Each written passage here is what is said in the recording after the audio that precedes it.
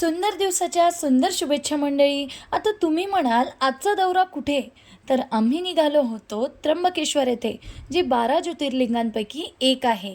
म्हटलं चला आमच्यासोबत तुम्हालाही महादेवांचं दर्शन घडवू. पण बघा ना, मंदिरात पोहोचण्याआधी या रस्त्यांचे हाल बघा जरा. खरं तर मी व्हिडिओ शूट केला होता तुम्हाला हा सुंदर निसर्ग दाखवण्यासाठी.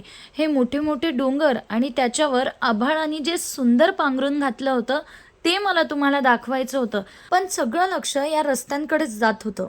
असं ऐकलंय की 2027 मध्ये नाशिकमध्ये कुंभमेळा होणार आहे. आणि नाशिकच्या जर रस्त्यांची परिस्थिती अशी असली तर कुंभमेळा कशा परिस्थितीत होईल एकदा विचार कराच. असो, आपण बोलण्याशिवाय अजून काय करू शकतो. शेवटी या रस्त्यांवर डिस्को डान्स करत करत आम्ही पोहोचलो एकदाचे मंदिरामध्ये. आणि एक नाही दोन नाही तर चक्क 6 तास आम्ही नंबर लावून उभे होतो महादेवांचं दर्शन घेण्यासाठी. आणि इथं ना मी खूप जणांच्या तोंडून ऐकलं की उज्जैन महाकालला त्र्यंबकेश्वरपेक्षा खूप चांगली मॅनेजमेंट आहे. ती लोक यापेक्षा दुप्पट गर्दी खूप छान पद्धतीने मॅनेज करतात. मला याचा अनुभव आला आहे का, मला कमेंटमध्ये नक्की सांगाल. आणि शेवटी 6 तासाच्या प्रतीक्षेनंतर आम्ही आलो इथे महादेवांचं दर्शन घ्यायला.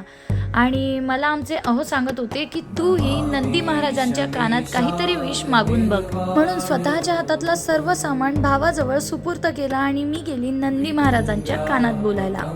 अहो काय ही लोक, 15 सेकंदही त्यांनी आम्हाला महादेवांचं नीट दर्शन करू दिलं नाही. लगेच आम्हाला बाहेर पाठवलं. पण बाहेर आल्यानंतर हा सुंदर तलाव बघायला मिळाला.